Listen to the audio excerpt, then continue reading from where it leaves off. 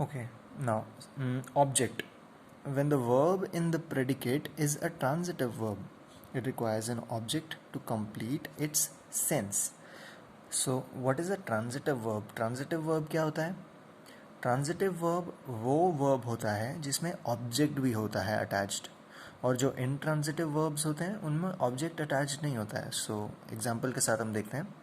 For example, when we say I throw, it does not make complete sense. यानी कि I throw, यहाँ पे verb है ना, थ्रो, थ्रोइंग, थ्रो, ये वर्ब है, लेकिन मैं कुछ फेंकता हूँ, मैं फेंकता हूँ.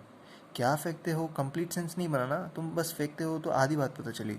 So this is a transitive verb when there's an additional word added to it. Okay, that is an object. When an object is added to such incomplete verb, it becomes a transitive verb. Okay, so the verb throw requires an object such as a ball to make complete sense. So I throw a ball, अब वो transitive verb बना, और वो complete sense बना रहा है. Second example, आई right. Okay, अगर सिर्फ आई राइट लिखते तो वो इनकम्प्लीट होता. तुम लिखते हो ठीक है, लेकिन क्या लिखते हो, अ लेटर.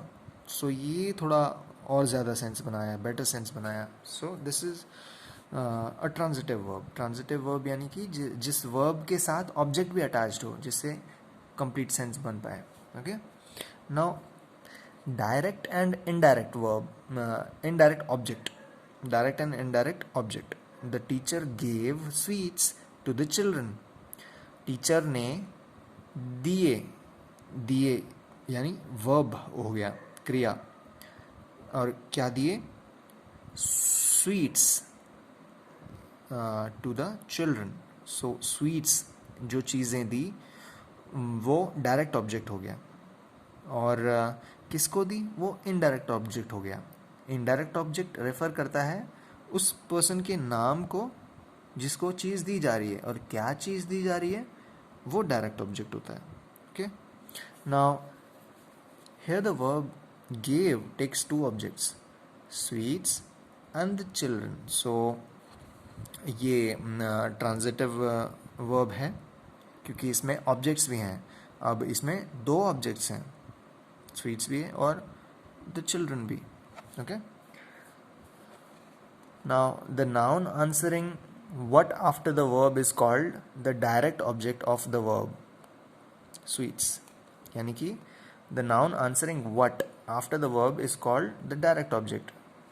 वो noun जो क्या चीज़ दी जा रही है ना, verb के आगे जो बताए कि क्या चीज़ की दी जा रही है या किया जा रहा है, क्या चीज़ किया जा रहा है. वर्ब यानी क्रिया, जो काम हो रहा है, लेकिन क्या किया जा रहा है,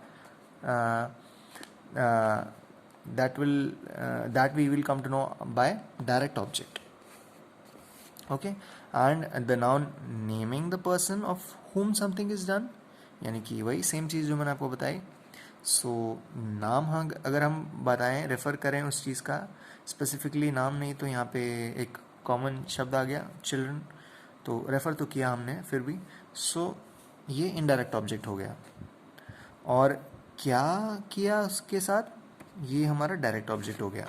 ऑलराइट, सो एक्सरसाइज है यहाँ पे, underline the direct objects and circle the indirect objects if any in the following sentences. So अगर यहाँ पे डायरेक्ट ऑब्जेक्ट्स आपको दिख रहे हैं तो आप उनको अंडरलाइन कीजिए, और अगर आपको इनडायरेक्ट ऑब्जेक्ट्स दिख रहे हैं तो उनको सर्कल कीजिए. ओके, सो उसके लिए आप अगर ये समझे होंगे तो ये आप अच्छे से कर पाएंगे. ऑल्दो मैंने यहाँ पे ये एक्सरसाइज आपको ये ऑलरेडी करके दी है, बट फिर भी मैं थोड़ा एक्सप्लेन करता हूँ. The teacher taught. सो यहाँ पे जो टॉट हुआ यानी कि ये वर्ब हो गया, क्रिया हो गया, लेकिन अब उसका व्हाट एलिमेंट क्या हो गया कि टॉट व्हाट, क्या टॉट किया, इंग्लिश टॉट किया ना. सो इंग्लिश जो व्हाट एलिमेंट है वो डायरेक्ट ऑब्जेक्ट कहलाएगा. सो इंग्लिश यहाँ पे मैंने अंडरलाइन कर दिया क्योंकि इन्होंने कहा था underline the direct objects. So the teacher taught what, English, and to whom, किसको, that will be indirect, to Priya, so उसको हमने सर्कल कर लिया जैसे इन्होंने कहा हमें। अब यही सेम चीज़ आपको यहाँ पे फॉलो करनी है। कुछ और एग्जांपल्स जो मैं आपको, एग्जांपल्स नहीं, जो एक्सरसाइज की हमें दिए हैं, सेकंड वाला भी मैं आपको बताता हूँ। Please buy me a school bag. Please buy to whom, मतलब किसके लिए बाय करें, for whom, for me, please buy me, मेरे लिए। सो यहाँ पे ये मी हो गया इनडायरेक्ट ऑब्जेक्ट, नाम दे दिया ना, मी, मेरे बारे में बात हो रही है। सो इनडायरेक्ट को हमने सर्कल कर दिया जैसे कि हमें कहा था। और व्हाट एलिमेंट जो हो गया इसका कि क्या बाय करें, स्कूल बैग, सो उसको हमने अंडरलाइन कर दिया क्योंकि वो डायरेक्ट ऑब्जेक्ट है।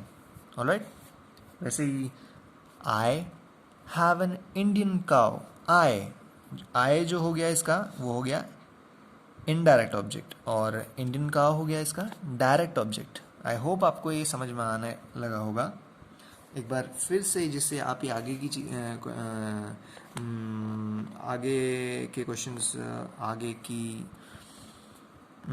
ये लिस्टेड प्रॉब्लम्स कर पाएँ, उसके लिए मैं आपको एक बार फिर से ये बता देता हूँ कि the noun answering what after the verb is called the direct object. Direct object होता क्या है? वो नाउन वर्ब के बाद जो उसका व्हाट एलिमेंट बताता है कि क्या चीज़ हुआ या क्या चीज़ दिया या क्या चीज़, जो भी क्रिया के हिसाब से वो डिपेंड करेगा कि हुआ या दिया या कुछ करा। ओके, सो वो उसका डायरेक्ट ऑब्जेक्ट वाला एलिमेंट होगा, ठीक है ना।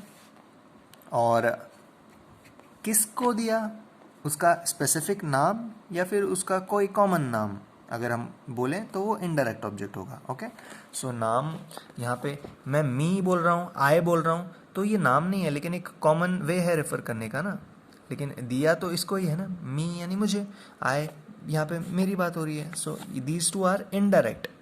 और क्या दिया, व्हाट एलिमेंट यानी क्या चीज़, स्कूल बैग, या ये क्या मांग रहा है, please buy me a school bag, वो मांग रहा है स्कूल बैग, तो स्कूल बैग हो गया हमारा डायरेक्ट एलिमेंट। सो उसको हमने अंडरलाइन कर दिया। और यहाँ पे आई हैव एन इंडियन काउ, मेरे पास एक इंडियन काउ है, तो इंडियन काउ क्या है, व्हाट एलिमेंट, इंडियन काउ है। सो दैट्स वाई यहाँ पे हमने अंडरलाइन कर दिया। और शी गेव हिम, उसको, हिम, तो ये भी एक नेमिंग हमने कर दी है कॉमनली उसको, या फिर स्पेसिफिकली उसको, हिम। सो वो इनडायरेक्ट ऑब्जेक्ट आ गया। और क्या, उसको क्या दिया, अ गिफ्ट, एक गिफ्ट दिया, सो गिफ्ट, अ गिफ्ट हो गया उसका direct object. Okay, I hope अब आपको ये समझ में आया होगा। Now the complement, when the verb in the predicate is an intransitive verb, it requires an additional word or words to complete its meaning. The word or group of words required to complete the predicate is called a complement. Okay, so यहाँ पे आया हमारा intransitive verb, और यहाँ पे हमने पहले क्या देखा था, transitive verb। तो मैंने आपको उसी टाइम पे बताया था transitive और intransitive में सिर्फ ये फ़र्क होता है, जिस वर्ब के साथ एक ऑब्जेक्ट भी जुड़ जाता है उसको सेंस को बेटर करने के लिए, उसका सेंस बेटर बनाने के लिए, that is transitive verb.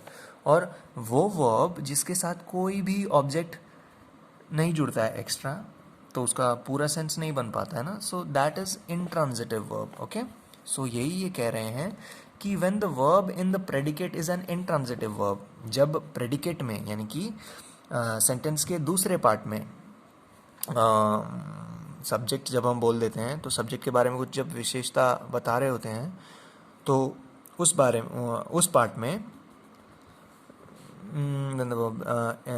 In the predicate is an intransitive, जब वो पार्ट में इनट्रांजिटिव वर्ब होता है जिसके साथ कोई ऑब्जेक्ट अटैच नहीं होता, it requires an additional word और words to complete it meaning.